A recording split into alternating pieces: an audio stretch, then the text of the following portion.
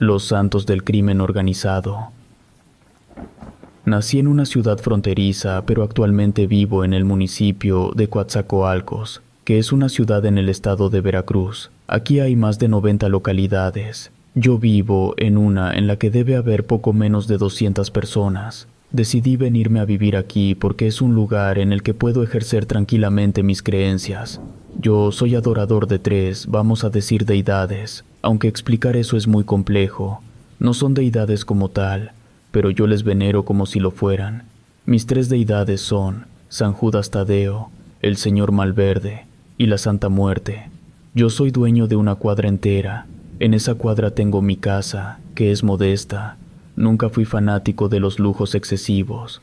Al lado izquierdo de mi casa tengo otra casa que está acondicionada como altar de San Judas Tadeo. Del lado derecho está otra casa acondicionada como altar del Señor Malverde. Y en la parte detrás de mi casa y de los dos altares tengo un altar de la Santa Muerte. El altar tiene el tamaño de 3 casas de largo y 2 pisos de altura. Es como un pequeño castillo. En el resto de la cuadra tengo una tienda, una tortillería, una panadería, cremería, frutería y verdulería, carnicería, un local de materias primas y un local donde tengo una bruja. Ahorita les hablo de la bruja. Primero déjenme decirles que de todos esos negocios yo no gano ni un peso. A los productos solo se les gana lo suficiente para pagarle a los trabajadores. Solo para que se den una idea, el kilo de huevos se vende en 15 pesos. Yo no busco hacer negocio, sino todo lo contrario. Mi interés es que la gente de la localidad tenga acceso a todas esas cosas por el costo más mínimo posible. Así ellos están contentos y me cuidan. Yo no estoy metido en ningún negocio ilegal, sin embargo, todo mi capital sí es dinero manchado de sangre. Mi padre fue un criminal. En algún momento estuvo en las listas de los más buscados del país.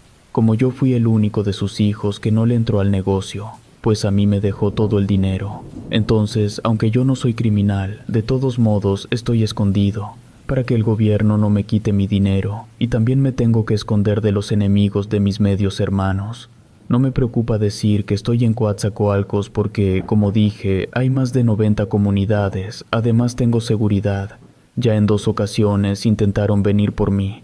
Esas personas perdieron la vida antes de siquiera entrar a la comunidad donde vivo. Por eso no me preocupa. Ahora sobre la bruja. A esta bruja me la traje de Tlaxcala. Le sabe a todo. No solo cura con brujería, le hace a la santería, vudú, palo mayombe, hace pociones, trabaja con ángeles, con demonios y con toda clase de espíritus. No es que no crea en la medicina, es solo que, por las experiencias que me tocó vivir junto a mi padre, sé que de todas las prácticas que existen para curar a las personas, la medicina es la que menos funciona, la que es más tardada y la que tiene un mayor margen de error. Fue por eso que en lugar de traerme a un doctor, me traje a una bruja, porque eso sí, mi padre me enseñó que las brujas siempre hacen mejores trabajos que los brujos. Cuando llegué a la localidad, la verdad las personas sí me recibieron con miradas de desconfianza, sobre todo cuando empecé a construir los altares que eran del Señor Malverde y de la Santa Muerte. Aquí la gente nació y creció en un entorno súper católico, de esos de hueso colorado. Pero cuando empecé a levantar el altar de San Judas, la gente empezó a tomarse las cosas de otra manera. Cuando de plano me gané su confianza fue cuando abrí todas las tiendas, porque la gente pasó de batallar para comprar cosas a ya poder comer bien todos los días. De hecho, cuando recién abrí las tiendas, el primer día di todo gratis. El representante de la localidad se acercó conmigo para comentarme que la gente quería hacer una fiesta en mi honor. Yo agradecí, pero me negué, porque yo no era nadie, y porque todo el dinero que me había dejado mi padre lo había ganado gracias a las 3 deidades a las que yo les había puesto su altar. Le dije al representante que si la gente quería hacer una fiesta, que la hiciera para las deidades. El señor me dijo que aunque toda la gente estaba muy agradecida conmigo y también con San Judas, que por cierto siempre había gente que iba a rezarle a su altar, que la gente de la localidad todavía sentía cierta desconfianza de acercarse a los altares del Señor Malverde y de la Santa Muerte. Me le quedé viendo al señor y le pregunté qué más hacía falta ahí en la localidad para que la gente ya estuviera totalmente bien. Él, sin siquiera pensarlo, me respondió que faltaba un doctor, A él le expliqué lo mismo que ya les dije, que no confío tanto en la medicina, y le ofrecí conseguir una bruja que atendiera a todas las personas sin cobrarles absolutamente nada. El señor me preguntó si sería una curandera, porque esas no eran tan mal vistas, pero yo le respondí que no, que sería una bruja, podía tomar mi oferta o dejarla, y aceptó. Al día siguiente salí directo a Tlaxcala. Fui a visitar a la bruja con la que mi padre solía ir cada que necesitaba algo. Esa bruja tenía una hija de unos 20 años. Le ofrecí a la señora llevarme a su hija a la localidad, a cambio de cierta cantidad de dinero al mes.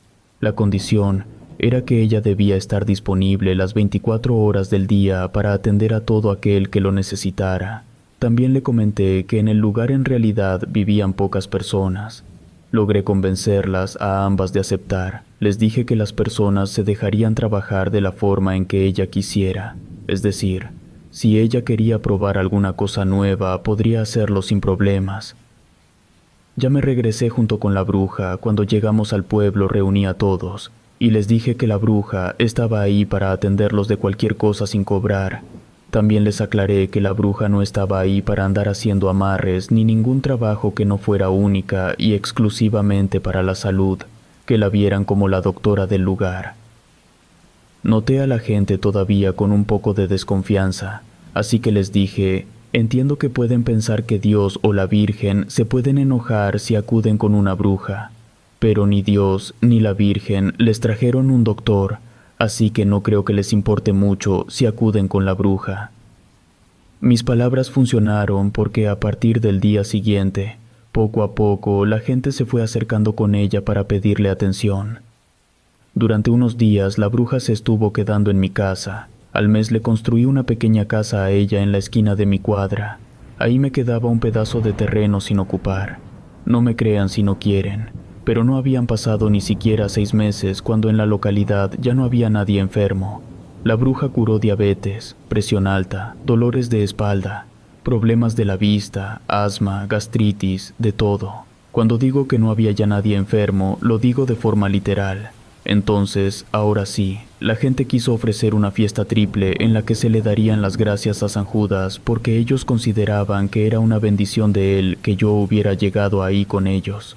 Se le darían las gracias a Malverde porque la situación económica del lugar estaba mejor que nunca, y se le darían las gracias a la Santa Muerte por permitir que la bruja les diera más tiempo para vivir al mantenerlos sanos. La fiesta se celebró una noche de viernes para amanecer sábado. Se ofrecieron tributos a las 3 deidades y todos nos la pasamos bastante bien en esa fiesta. No quiero decir que hice que la gente se cambiara de religión porque sería una afirmación incorrecta, ya que como tal yo no tengo ninguna religión, pero sí podría decir que hice que la gente cambiara y ampliara sus creencias, porque con el tiempo se fue haciendo cada vez más normal ver que había personas que visitaban los 3 altares. Obvio, el más visitado era el de San Judas, pero para que se den una idea, la gente prefería ir a los altares que a la capilla del pueblo. Lo bueno fue que ahí, como solo era una capilla pequeña, pues no había sacerdote, porque pienso yo que si la localidad hubiera tenido sacerdote, tal vez la gente hasta me hubiera corrido del lugar.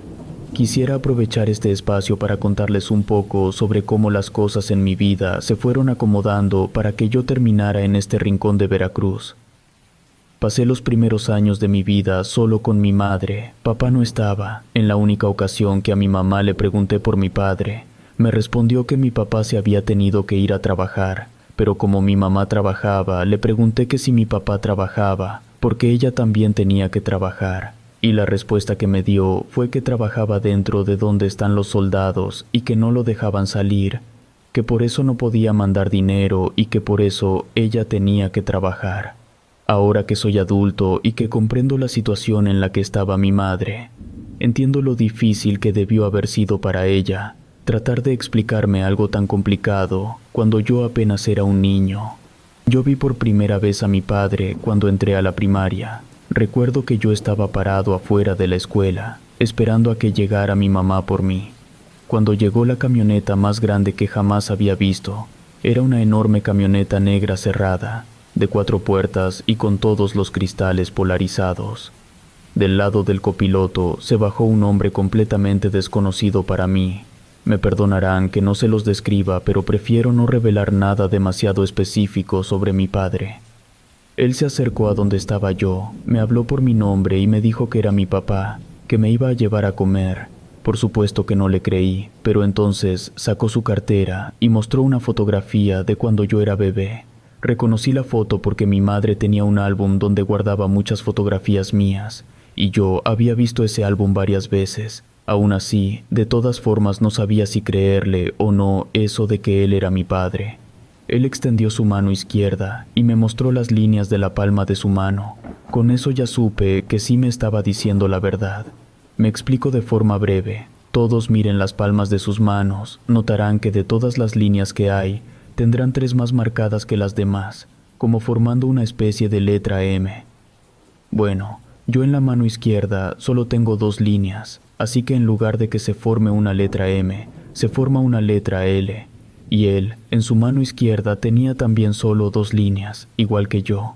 Con eso me convencí, y él lo notó en mi mirada. Me dijo, «¿Entonces qué? Vamos por una pizza, y más tarde te llevo con tu mamá». Hizo una señal con la mano, el conductor bajó del asiento y se fue a la parte de atrás. Mi papá me ayudó a subir al asiento del copiloto y él manejó la camioneta. Lo primero que noté fue que en las 2 filas de asientos traseros había varios hombres sentados. Eran como unos 9, todos armados. Yo había visto armas en televisión, en películas y eso, pero nunca había tenido armas tan cerca. Como tal no me asusté, pero sí tuve una sensación rara. Ellos me saludaron normal. Mi padre me dijo que esos eran amigos suyos y que llevaban armas por si alguien se quería robar la camioneta. Como era un niño, lo que me dijo me hizo sentido. Como tal, yo nunca había sabido de a alguien que le robaran el carro, pero a varios vecinos de ahí de la casa donde vivía con mi mamá ya se les habían metido a robarle a sus casas. Si mi papá me estaba diciendo que las armas eran para evitar un robo, pues me pareció la cosa más lógica del mundo. Mi padre condujo la camioneta hasta un local de Popeyes Pizza, que en aquel entonces era la mejor pizzería de la ciudad, o por lo menos era la que más se vendía. Solamente nos bajamos mi padre y yo, ahí estuvimos como 2 horas, él no me contó nada. Todo ese tiempo me estuvo preguntando cosas sobre mí. En eso entró uno de los hombres que venían con mi padre. Se acercó para decirle algo en voz baja y después de eso nos fuimos. Ya íbamos para casa de mi mamá cuando me preguntó qué era lo que ella me había dicho sobre él. Le respondí lo que les dije al principio, que mi madre me dijo que él se había tenido que ir a trabajar en donde viven los soldados, pero que como no lo dejaban salir no podía mandar dinero, ni ir a la casa. Mi padre solamente movió la cabeza y puso una cara seria. Cuando llegamos a la casa, mi madre estaba sentada en su mecedora afuera. Esperándonos, se veía muy molesta, pero no conmigo, sino con mi papá. Por supuesto que yo no entendía el porqué. Le pregunté a mi padre si ya se iba a quedar a vivir con nosotros. Su respuesta fue, «No, como bien te dijo tu mamá, trabajo con los soldados, tengo que regresar. Hoy me dieron permiso de salir para venir a verte, y como soy muy bueno en mi trabajo, podré venir más seguido. Pero de momento me tengo que ir, ve a cambiarte en lo que hablo con tu mamá». Le di un abrazo a mi papá, él me cargó, y cuando me bajó, antes de que yo me metiera a la casa, me dijo que me iba a dar un regalo. Se quitó un collar y me lo entregó. Era una cosa muy rara que no había visto yo antes. Era la figura de un señor vestido como de charro, pero sin sombrero. En el pecho tenía un medallón y con una mano sostenía una guadaña. Me dijo que la próxima vez que viniera me explicaría todo sobre el collar. Yo me metí a la casa, pero me asomé por una ventana. Ahí escondido vi que uno de los hombres que venía con mi padre bajó una maleta y la puso en el suelo al lado de los pies de mi mamá. Luego mi padre y el hombre regresaron a la camioneta y se fueron. Mi mamá intentó cargar la maleta pero no podía, así que lo que hizo fue arrastrarla para meterla a la casa. Cuando entró, yo le pregunté qué había dentro de la maleta. Ella la abrió y resultó que el contenido eran fajos de billetes de $100. Yo conocía ese billete porque como vivía en frontera, en algunas tiendas vendían paquetes de billetes falsos para que los niños jugaran, y los billetes de juguete eran $. Lo que mi madre me dijo fue, Tu papá me dejó todo el dinero que ha ganado trabajando para que yo ya no trabaje y te pueda cuidar mejor. Esa misma semana, mi mamá me compró mochila nueva y buenos útiles para la escuela. También llenó la despensa, pero eso fue todo, no gastó más. Nosotros no teníamos carro, y yo le pregunté por qué no se compraba uno si mi papá le había dado mucho dinero. Ella me respondió que el dinero no es para gastarse, sino para ahorrarlo. Sabias palabras de mi madre. La siguiente semana mi padre volvió a ir por mí a la escuela. Me llevó a comer pizza donde mismo y luego me llevó a comprar juguetes. Me dijo que escogiera uno por cada cumpleaños que me debía, que ya eran 6. El primer juguete que agarré fue un simple carrito de Hot Wheels. Mi padre me lo quitó y me dio una caja de pista de carreras con varios carros, y me dijo que agarrara lo que a mí me gustara, que el dinero no era problema. Los ojos me brillaron con esas palabras. Me llevé la pista de carreras, un set de figuras de Max Steel, un carro de control remoto y 3 juegos de mesa. Ya estando en la casa de mi mamá, nos sentamos a comer los 3 juntos, y entonces mi padre me dijo que sacara la medalla, que me iba a explicar para qué era. Fui a mi cuarto por la medalla y la puse en la mesa. Entonces mi padre empezó a hablar. Ese señor se llama Jesús Malverde. Él ya murió hace muchos años y está en el cielo. Desde allá arriba me cuida a mí y a todos los que trabajan en lo mismo que yo.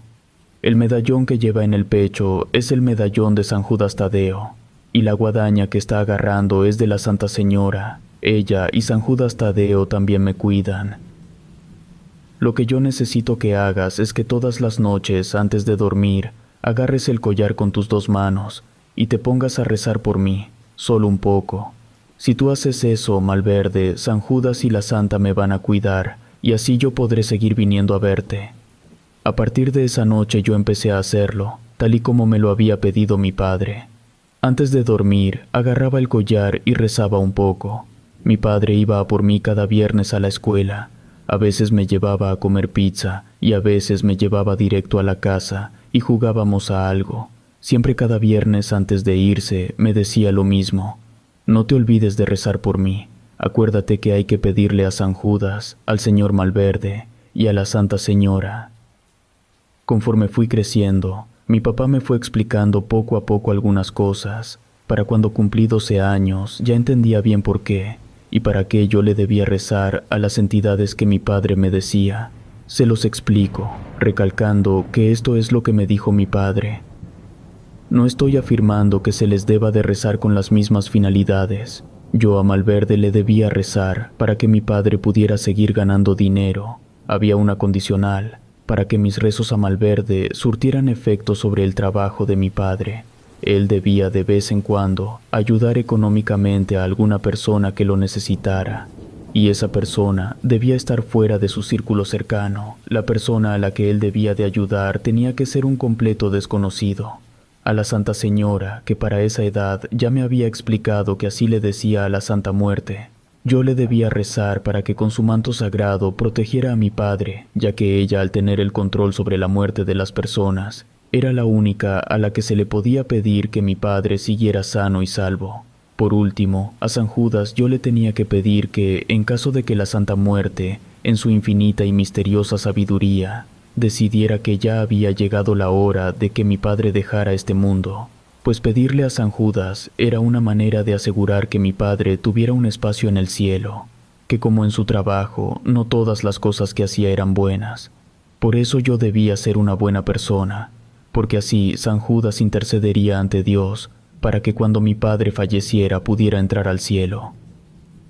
Una tarde, mientras yo hacía la tarea y mi madre limpiaba la casa, la televisión estaba encendida en el canal de Televisa. Estaban las noticias. Entonces dieron una nota donde un tal Raúl Hernández Barrón había sido detenido en el estado de Veracruz. El motivo de su detención era porque era el presunto culpable de la muerte del cantante Valentín Elizalde. Lo importante ahí fue que entre toda la información que se dijo, estaba que ese tal Raúl formaba parte de una organización criminal y que supuestamente ese mismo Raúl dio retratos hablados de las personas para las que trabajaba. Los retratos hablados no tenían nombre, pero sí apodos. y de los 4 retratos hablados que pusieron uno era idéntico a mi padre. No voy a mencionar al alias que tenía. Mi madre rápido apagó la televisión. Yo volteé a verla confundido y le pregunté si el que acababa de ver en las noticias era verdad. Le exigí que me dijera si mi padre era un criminal, pero ella se negó a responderme. Lo único que me dijo fue que las cosas no eran fáciles de explicar y que eso lo tenía que hablar con mi papá. Aquí necesito aclarar una cosa. Yo de verdad creía que mi padre algo tenía que ver con el ejército, porque en una ocasión me mostró una identificación que él traía, y la identificación era la Secretaría de la Defensa Nacional. No decía Ejército Mexicano, pero decía otra cosa que sonaba muy militar. Y de hecho, todos los hombres que siempre lo acompañaban tenían el mismo tipo de identificación. Por eso, yo de verdad creía que mi padre sí trabajaba en algo militar o del gobierno. El viernes de esa semana que llegó mi padre, mi mamá lo recibió en la puerta y le dijo que yo había visto las noticias. Mi padre se puso muy serio y fuimos a mi cuarto a hablar. Lo que él me dijo fue que cuando conoció a mi madre no tenía dinero. Por eso, en cuanto quedó embarazada, se había ido al ejército para poder tener dinero, pero que no podía acostumbrarse a la vida militar. Entonces, como era conflictivo, a manera de castigo lo mandaron a una unidad diferente en donde estaban puros militares como él, que tenían cierto problema para obedecer órdenes. Ahí recibieron un entrenamiento tan agresivo que a él y a los demás los convirtieron casi en robots. Luego a esa unidad la enviaron a Estados Unidos, en donde les enseñaron a hacer cosas que no estaban bien, cosas para lastimar personas. Cuando regresaron de Estados Unidos, los enviaron a hacer una misión donde le quitaron la vida a muchas personas, y entonces el gobierno los traicionó y trató de matar a todos los de la unidad en la que estaba mi padre. Algunos sí murieron, unos pocos terminaron encerrados en lugares inhumanos, y otros, como mi padre, recibieron la ayuda de cierta persona. Esa persona se arregló con el gobierno y los dejaron de perseguir. Mi padre y otros se volvieron escoltas de esa persona, hasta que, al igual que yo, mediante las noticias, ellos descubrieron que la persona para la que estaban trabajando formaba parte de una organización criminal. Pero eso ya no importaba. Esa persona les había salvado la vida, le debían lealtad. Así que de todas formas se quedaron con él. Palabras más, palabras menos, pero básicamente eso fue lo que explicó mi padre. Yo traté de entenderlo. Claro que en ese momento muchas cosas cobraron sentido. Eso explicaba la identificación militar que poseía mi padre. Eso explicaba las personas armadas, el dinero, todo. No quise juzgar a mi padre. Traté de entender la posición en la que él había estado. Pero le pregunté si de verdad él había tenido algo que ver con la muerte del cantante. Me respondió que las cosas eran mucho más complicadas, que él como tal no había tenido nada que ver, pero gente cercana sí. Creí lo que me dijo mi padre. Después de eso, como ya no había ninguna necesidad de que mi padre me guardara secretos. En una ocasión me preguntó si yo quería acompañarlo a un templo que tenía la organización. Acepté. El lugar estaba muy lejos de donde yo vivía con mi mamá, en la que definitivamente era la colonia más peligrosa de la ciudad. Era la colonia Solidaridad. En ese lugar vivían todos los delincuentes de la ciudad. Eso no significa que todas las personas que vivían ahí eran delincuentes, pero por decir algo, en una familia, vamos a decir normal, el hijo mayor sí era delincuente. Entonces, aunque la familia no era delincuente, uno de los de la casa sí, y así estaban todas las casas de esa colonia. El templo estaba sobre la avenida principal de la colonia, a media cuadra de donde estaba la tienda más grande de ahí. Cuando llegamos, lo que yo vi fue una simple casa. No tenía pinta de ser un templo, la verdad era una casa más, idéntica a todas las de la colonia, pero cuando entramos vi que toda la casa era un templo. En uno de los cuartos estaba el altar al señor Malverde, en el otro estaba el altar a la Santa Muerte, y en el patio estaba el altar a San Judas Tadeo. De esa casa fue que yo saqué la idea de tener una casa como altar para cada deidad.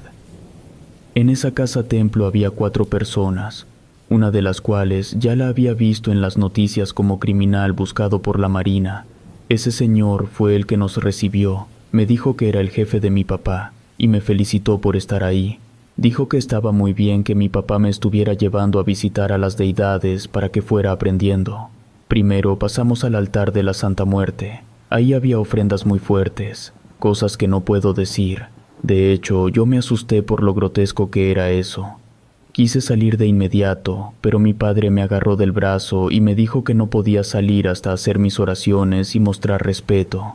También me explicó que algunos de sus compañeros no tenían hijos que rezaran por ellos, que por eso tenían que hacer ofrendas tan fuertes, porque como no había un alma buena pidiendo por ellos, pues tenían que hacer ese tipo de ofrendas para ser escuchados. Después pasamos al altar del señor Malverde. Ahí las ofrendas eran menos grotescas, pero igual de impresionantes. Había armas de todo tipo, granadas, joyas y, por supuesto, producto ilegal. Por último fuimos con San Judas. Ahí había veladoras y dinero. Esas eran las ofrendas, algo mucho más sencillo. Estando ahí frente al altar de San Judas, le pregunté a mi padre cuántas personas había matado. Luego de un breve silencio, me dijo que eran tantas que ni siquiera podía contarlas. Entonces le cuestioné si él de verdad creía que San Judas ayudaría a que alguien que hacía cosas tan malas entrara al cielo. Mi padre, con la mirada algo perdida, me dijo: «Si te soy honesto, no lo sé, nadie lo sabe, pero la gente como yo necesita creer que al final hay una esperanza.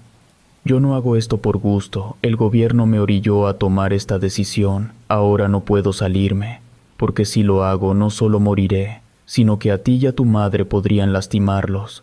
Por eso necesito que me prometas que nunca te vas a meter a este mundo, no importa lo que a mí me pase, no debes terminar en este tipo de vida». Después de eso pasé mucho tiempo con mi padre. Como tal nunca trabajé, pero sí lo acompañaba cada que se podía. Estando en lugares con él, llegué a presenciar muchos rituales muy fuertes de los que no puedo hablar, pero por mencionar algo, había sacrificios.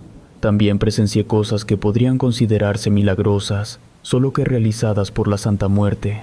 Vi cómo desaparecían heridas de bala, cosas de verdad muy impresionantes, cosas que la medicina jamás hubiera podido hacer. Por eso les dije que yo confío en cualquier otra práctica sanadora que no sea la medicina. A mi papá lo mataron en el 2012. Yo todavía no entraba a la universidad cuando eso pasó. En el funeral se me acercó el que había sido jefe de mi padre y me dijo que si quería ocupar el puesto de mi padre podía hacerlo. Le di las gracias por la oferta, pero le dije que le había prometido a mi padre no entrar a ese negocio. El señor me dijo que estaba haciendo lo correcto. Me dio un papel con una dirección y me dijo que luego de que enterrara a mi padre fuera a esa dirección.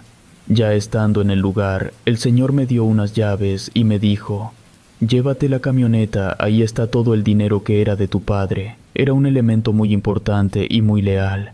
Por eso acepté hacerle este favor. No debería, porque ahorita las cosas están muy calientes y lo último que necesito son cabos sueltos. Pero te voy a dejar que te vayas, te vas a ir lejos y no vas a regresar. Le pregunté qué pasaría con mi madre. El señor me respondió que mi padre solo había pedido el favor para mí, que mi madre no se podía ir.